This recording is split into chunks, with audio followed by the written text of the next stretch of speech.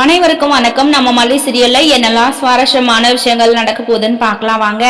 அன்னபூர்ணியம்மா பாத்தீங்கன்னா மல்லிக்கு நிறைய அட்வைஸ் பண்றாங்க. ஸோ உன்னோட வாழ்க்கை எந்த லெவல்ல போயிட்டு இருக்குன்னு சொல்லிட்டு தெரியுதா மல்லி, நீயும் மாப்பிளையும் ஹனிமூன் முடிச்சுட்டு ஒரு நல்ல விஷயத்த சொல்வீங்கன்னு சொல்லிட்டு நான் எதிர்பார்த்தேன். ஆனா இந்த கண்ணாடி டம்ளர் எப்படி உடைஞ்சிச்சோ அந்த மாதிரி உங்க ரெண்டு பேரோட வாழ்க்கை உடையிற மாதிரி இருக்கு. எனக்கு ரொம்ப பயமா இருக்கு. உன்னோட வாழ்க்கை இப்படியே போயிடுமோ அப்படின்னு சொல்லிட்டு ரொம்பவே அன்னபூர்ணியம்மா பயப்படுறாங்க.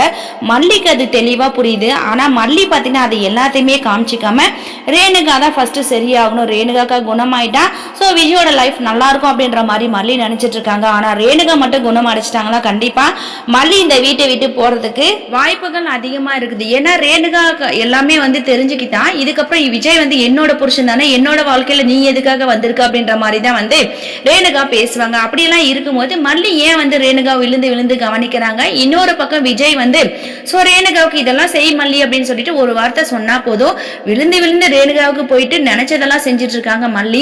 ஆனா அவங்களோட வாழ்க்கையை பத்தி மல்லி தான் யோசிச்சு பார்க்கணும். நம்மளோட வாழ்க்கை இப்படி கேள்விக்குறியா போயிடுமே. ரேணுகாவை ஹாஸ்பிட்டலுக்கு கூட்டிட்டு போலாம், கோயிலுக்கு கூட்டிட்டு போலாம், எல்லாமே குணப்படுத்தலாம். ஆனா நம்மளோட லைஃப் அப்படின்னு சொல்லிட்டு ஒண்ணு இருக்குது இல்லையா, அதை பத்தி மல்லி நினைச்சு பார்க்கல.